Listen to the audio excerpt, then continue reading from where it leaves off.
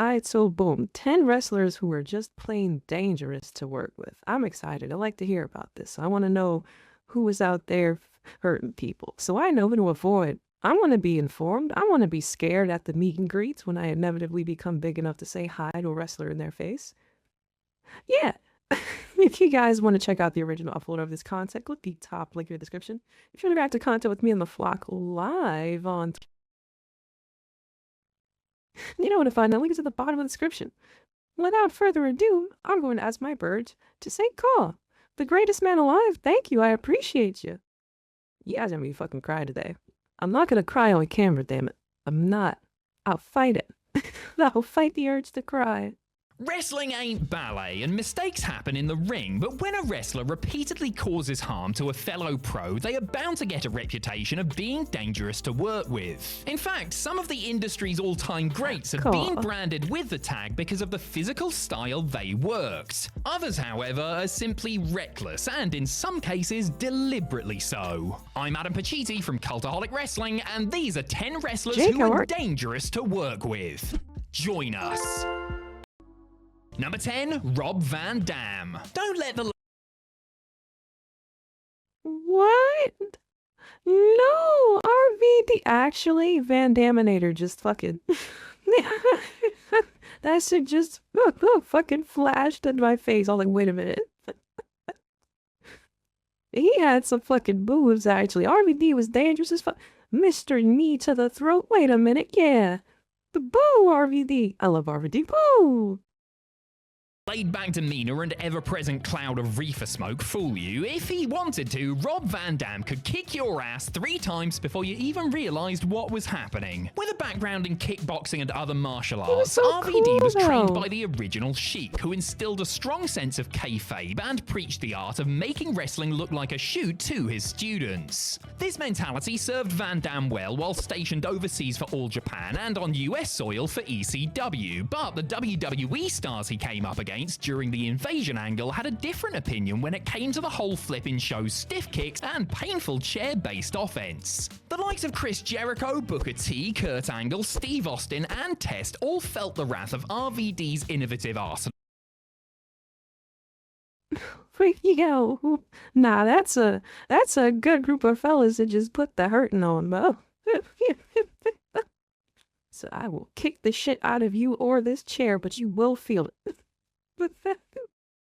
And left the ring with cuts, bruises, and in some case concussions, and that certainly didn't help the hardcore champion's case backstage as his detractors used his track record against him. Later on, RVD crushed Triple H's throat on a frog splash and kicked Abyss's teeth out in TNA. He may not be considered a dangerous worker overall, but there was always a chance you wouldn't come out the same as you went in when you worked with Rob Van Dam.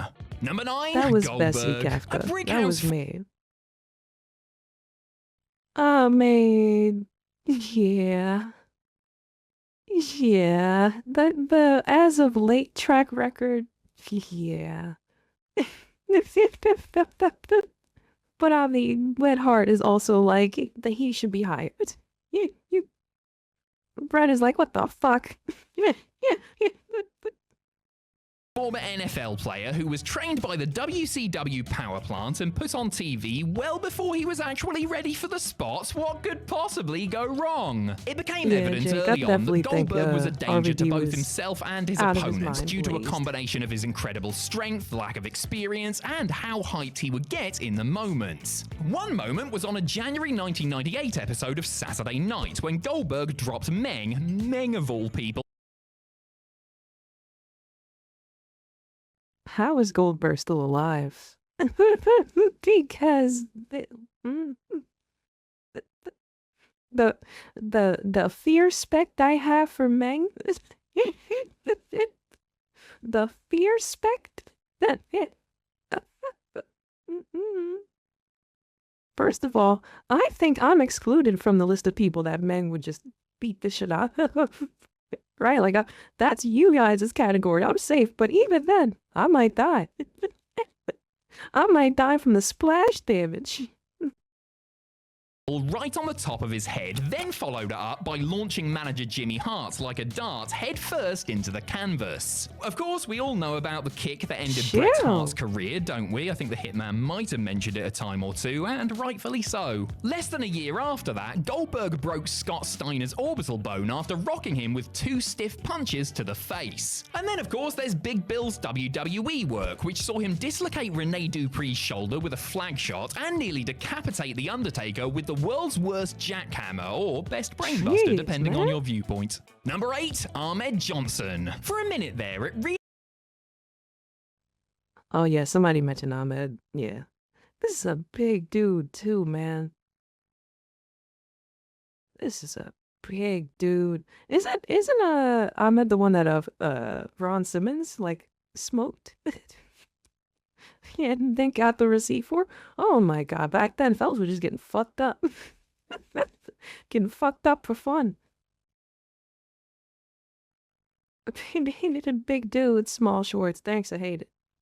I'm not gonna lie, I see no room for Dake right there, bro. No peen. 0 peen. I could barely short.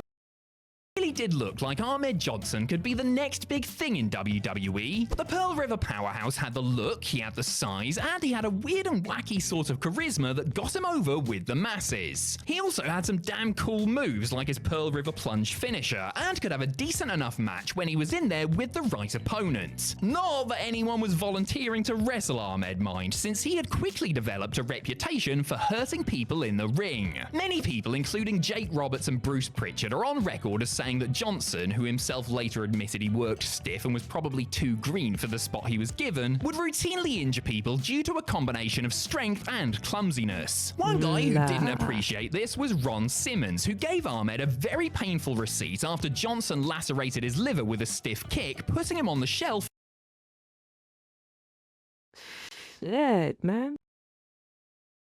I thought it was a kidney injury. Oh wait, did Simmons give him a kidney injury? Yo, y'all too damn big to be going crazy like that. For several months. Ahmed's own WWE career was hampered by incessant injuries, many of which were caused by his own uncoordinated hand. Number 7, Vader. An imposing mountain of a man who was unafraid to hit or be hit. That's my guy though, man. Vader's the man. He's so cool though. Like, I love Vader. He's cool. What does November call him? Leon from Compton?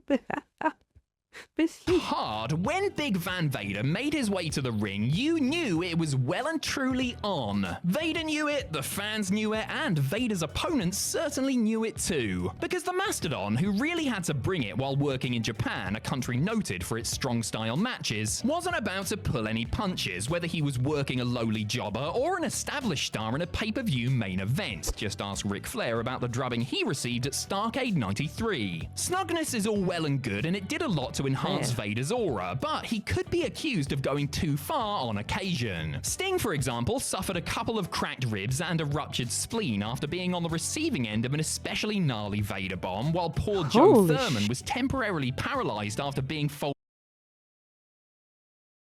Oh, I feel bad about this one. I think we saw a video where this is featured, right? He hit him with like 2 power bombs or some shit, and bro was just done. Like, oh, hell no. Swell heads or die. Bra harder.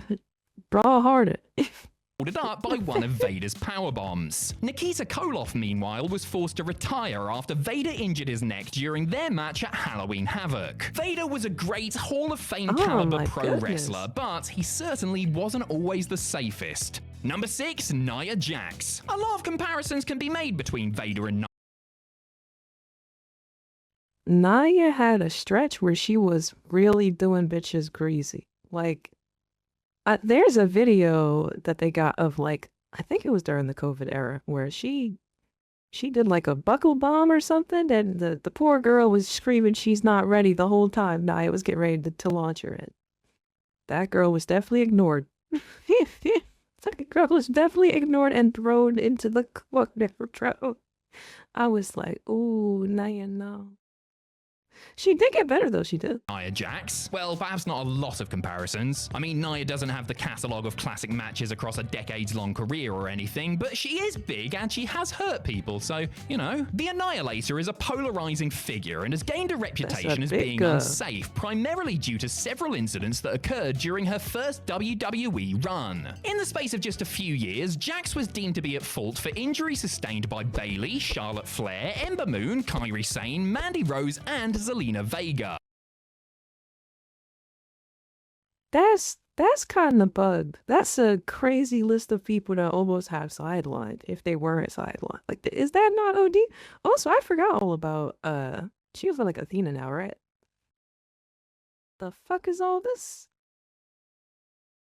Some of those were down to Nia not knowing her own strength while throwing around her much smaller opponents, but the battering she gave Becky Lynch in the run-up to Survivor Series 2018 was simply inexcusable. The Irresistible Force has certainly taken it a lot easier since her return, but in attempting to not hurt anyone, she has, somewhat ironically, been a little too light on occasion, resulting in some very naff-looking offense on her part. Still, better than killing a co-worker, I guess. Yeah, I prefer her to hit him with the softness opposed to actually steamrolling chicks. That you guys see that awkward match between her and Charlotte Flair? I keep remembering this every time I see her. Where like they definitely just went off script for a second and looked really weird, and Charlotte definitely got her shit rocked. I was like, all right, wait, let's go back to wrestling. Let's get back to the play fighting real quick. That shit hurt. Number 5, the Steiner Brothers. Rick and Scott Steiner were both amateur wrestling standouts who had short fuses and didn't suffer fools gladly or otherwise. Able to stretch and suplex anyone they damn well wanted to at will, the Steiner Brothers would occasionally flip the script and start shooting on their opponents for real during matches. Those poor jobbers, who to be fair were not adequately trained to take the moves a lot of the time, were like lambs to the slaughter, whereas other better trained opposition had to walk a fine line with Rick and Scott. Big Papa Pump, to the surprise of many, remained professional in the ring during his later career, even if he was raising hell behind the scenes. But in the dying days of WCW, the dog-faced gremlin went on something of a tear and beat up Van Hammer, Big Vito, Lash LaRue, and Conan in televised matches just because he could get away with it. Number 4, the Road Warriors. Hawk and Animal were two rough-around-the-edges bruisers who just clobbered their opponents, completely steamrolling through them before putting them out of their misery with the dreaded Doomsday device. And if it looked like the Road Warriors were beating up their opponents for real, it's because they were. Hawk and Animal weren't exactly given time to fine-tune their skills before being put in front of paying audiences, and they started to get really over while they were still pretty damn green. I don't like how y'all got a complete haircut if you put both of y'all together. I don't like that. Like, mohawks are already kind of mad to me, but to have to walk around with this, like, on purpose, like you did this to yourself, this is what you gotta really maintain. The visual is, it's not there until y'all together. You gotta, they gotta become one wrestler. The Street Fighter row. This meant that the poor bastards who had to face the roadies in those early days were well and truly put through the ringer, and there were 1 or 2 or 20 potatoes thrown in any given match. Jim Cornette has spoken about jobbers showing up to TV tapings, seeing their names next to Hawk and Animal, and simply grabbing their bags and going home, rather than take the pasting. As for the Doomsday device itself, that was a dangerous move to take, and many experienced a rough landing, including Henry Godwin, who broke his neck taking it during an episode of Raw in 1997. Number 3, the Beverly Brothers. Unlike the Road Warriors, the Beverly Brothers didn't exactly strike fear into the hearts of their opponents. I mean, they wore purple and were accompanied by Lanny Poffo, for goodness sake. But appearances can be deceiving, and anybody stepping into the ring with Blake and Bo needed to watch their asses. Well, they needed to watch their necks, actually, because the Beverly Shaker Heights spike finishing move was one of... If you guys missed that moves that almost paralyzed people. Man, oh man. And video on the channel. The most dangerous in history. It essentially saw one of them launch their opponent into the air with a flapjack-like move, while the other helped them down to the mat by pushing their head almost through it. I need you to look at how this man is coming down. I need you to look at this.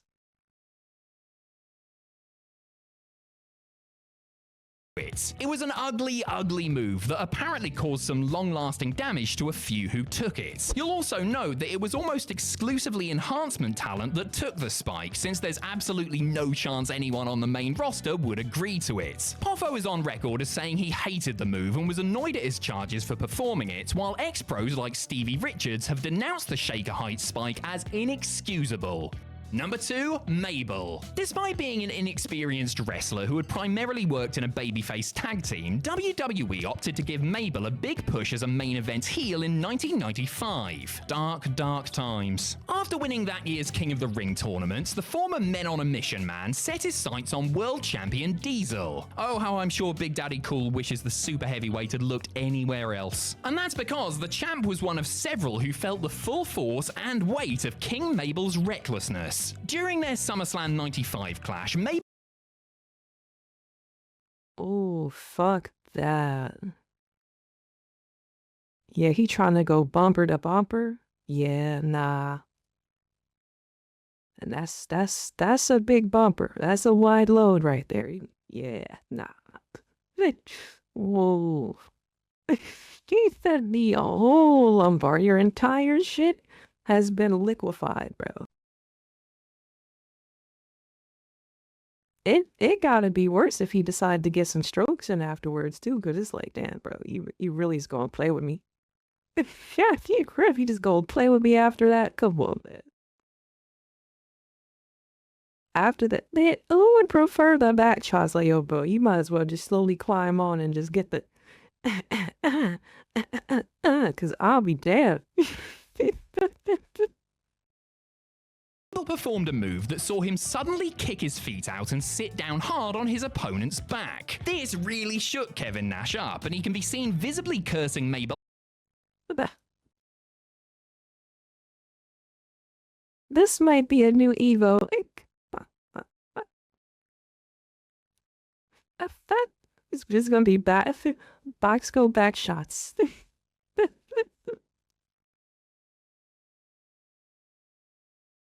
Out during the bout, while Vince McMahon had to be talked out of firing Mabel after. The future Viscera was moved down Professor the card, but ended up getting another prime spot in a feud with The Undertaker. Regrettably, the big man's clumsiness once again reared its ugly head, and he broke the dead man's orbital bone with a botched leg drop. After their pay-per-view blow-off, Mabel was history. Oh, you Number 1, motherfucker. Nia Jax.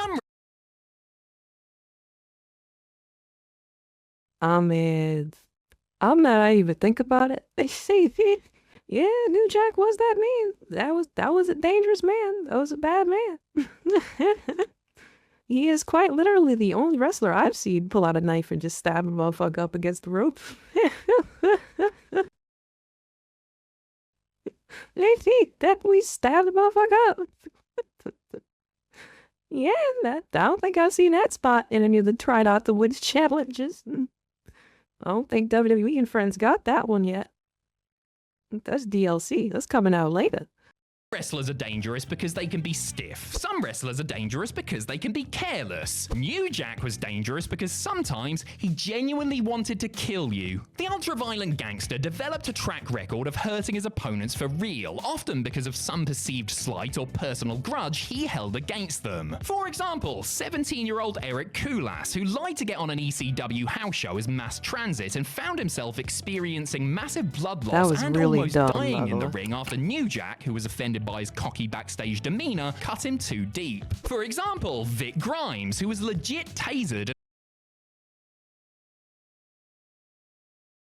I'm mad he really had the Vic doing the damn Travis Scott album cover, bro. Like, I would have this framed in my crib, to be honest. This is a fire picture. If we can replace the Jumpman with the with the Vic stuff.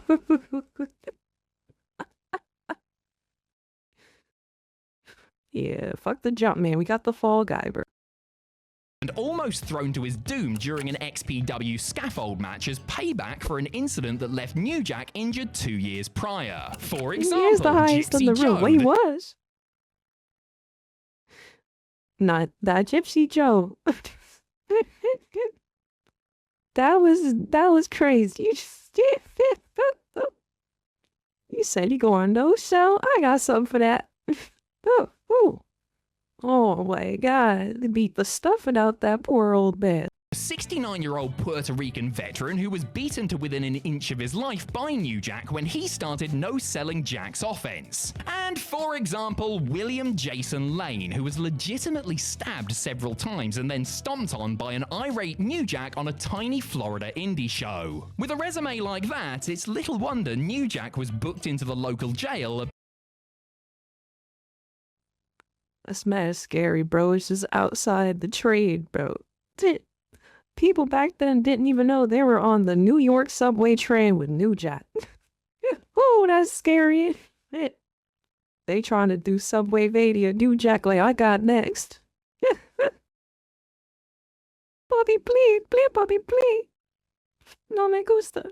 Papi, no te muera, papi. I'm getting off the train. I'm running full speed. Barefoot. This video is great. This one, I don't mind them not showing clips. It would be nice to have the clips here, but I get how Cultaholic works. They be trying. The UK fellas be trying. Give them a little bit of love. Go ahead, click that top link in the description. Show them some support. This is tight. H interactive content with me and my amazing flock live on Twitch. You know where to find that link. It's at the bottom of the description. We're cool. We do cool stuff, okay? We be con and shit. We birds and shit. We got feathers and shit. You get it? I got a Patreon with free content. You know what I mean? It's free Patreon. Go ahead. We got stuff that we can react to on, YouTube, on the Patreon. So you can go now. It's there. Yeah. Thank you so much to those of you that have made it over to the Patreon. I appreciate you. I'm still hungry.